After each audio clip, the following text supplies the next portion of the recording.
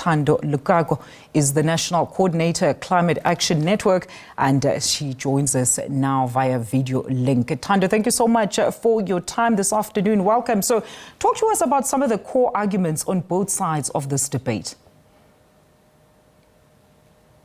Thank you, Alicia, for having me on your show. Welcome to everyone.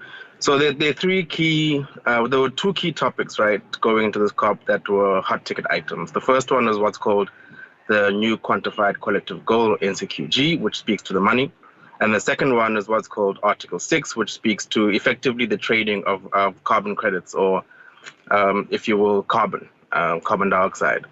And so going into it, the number that we're all pushing for going to COP was for 1.3 trillion US per annum, so that we could meet the challenge of climate change. And effectively, this money was supposed to finance global climate action, but particularly for global South countries like yours and mine and others, like your Brazils and others as well. And so what's happened now is, even though, truthfully speaking, the 300 billion that has been quoted is triple the amount that was committed to from the 100 billion by Hillary in 2009, or former President Hillary Clinton, deputy. And so what's now happening is science is saying we need at least $1 trillion US to be able to really push back on climate change.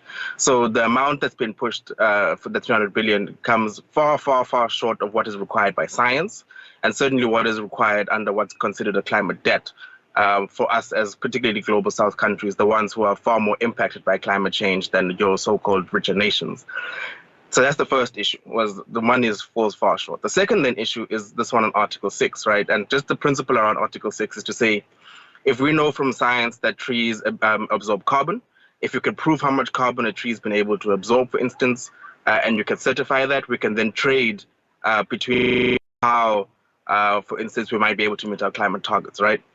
So if a tree takes out 10 carbon units from the atmosphere, and you can prove that, and then I could sell to another country who needs that 10 for a specific amount of money. So what's effectively been agreed to is then the framework which enable this to happen. The rules have been agreed to specifically at this COP.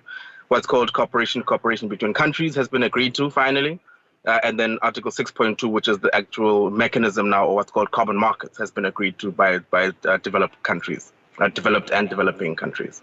And then, Thando, why has there been such resistance, you think, to agreeing on this climate finance package by 2025? Because as we understand, the president had actually agreed and committed to finalize all outstanding financial agreements by the end of the sitting. In simple terms, it's a question of who pays, right? Certainly ourselves as global South countries, particularly the continent and most of our partners, are looking at it from, we didn't cause this problem, right? And that's indicative by the countries who are richer as a result of coal, oil, and gas. So those countries who are richer ought to then bear the greater financial responsibility for the environmental devastations which have happened, right? On a principle basis, it's fairly straightforward. The countries who have benefited from this, though, are saying that, yes, but there have been other countries, i.e. Saudi Arabia, i.e. China, who have emerged over the years as major economic players in the world, right? And so surely they need to contribute as well. The question was, should a country like the US, the UK, Germany, for instance, pay the same amount of money, for instance, as a China might, as a Brazil might, or so and so some of these emerging economies? And the question is not really, right? Because some of these countries have been existing for over 200 years, over 100 years, and so they've been benefiting from these systems for all these years. So this is really where the contention is the question of who pays. And so what we've ultimately now decided upon is that not only is it going to be the rich countries that's paying, but it's also going to be the poor countries that are paying. In addition to that, private finance particularly is now going to play a significant role, as in addition to what's called public finance, which is money coming from government. And then there's going to be this new blended finance, which is a combination of both, which is also going to now start to play a role. So it's really a question of, if the bucket needs to be filled, who fills that bucket, and who bears the greater responsibility to fill that bucket over another. So in summary, Thando, I mean, let's talk about the deal that was reached at COP29, particularly in terms of how it actually addresses the needs of the less developed countries, as you've just outlined.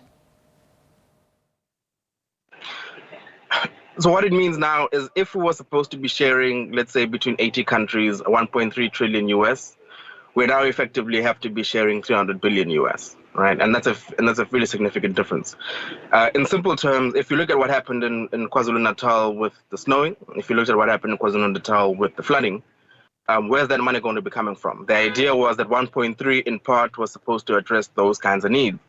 If you look at what happened in Pakistan recently when they were underwater, where's that money supposed to come from? So if we're saying that the pot is only going to be 300 billion US, in a country like Pakistan, where half of the country went underwater in one season, surely we can imagine that the cost recovery for that might come to multiple hundreds of billions, right?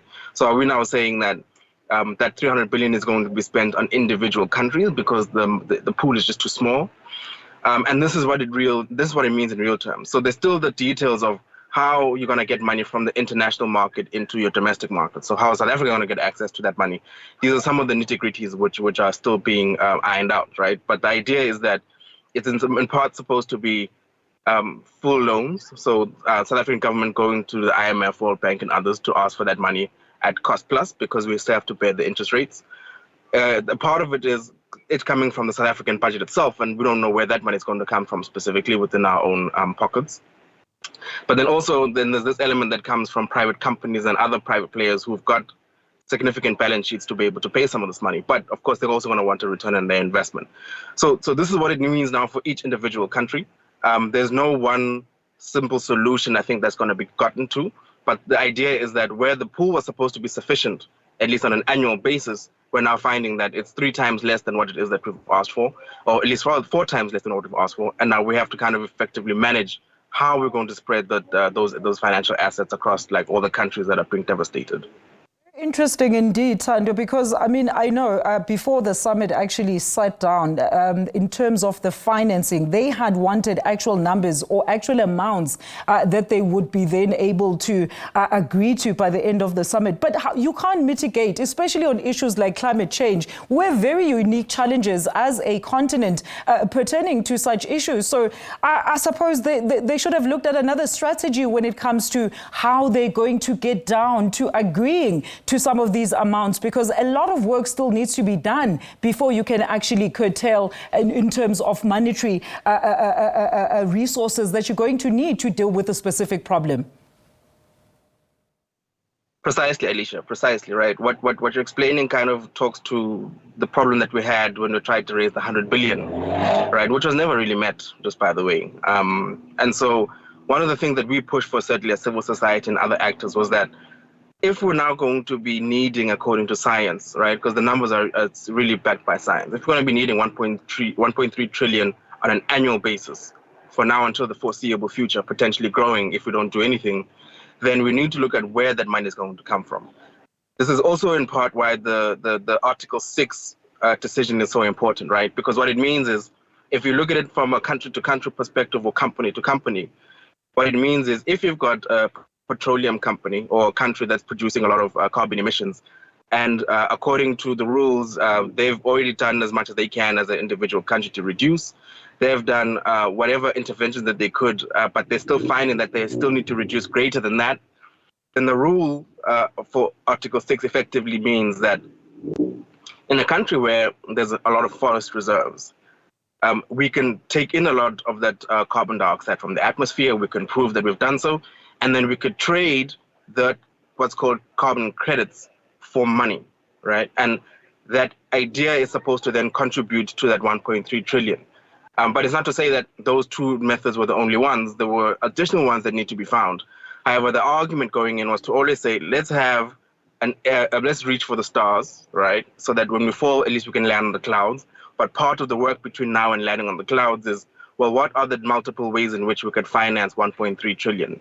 Certainly one of the things that we were pushing for was not a hard number, but to have that number represented as a percentage of global GDP. So you can imagine, for argument's sake, if global GDP at the moment is currently sitting around 80 trillion US for the whole globe, 1% or 5% of that means a fairly significant number.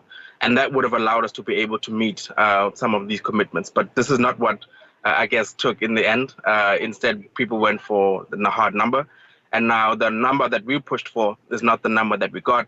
So now there's still a lot of work. And now if you look at the language, it says up until 2035.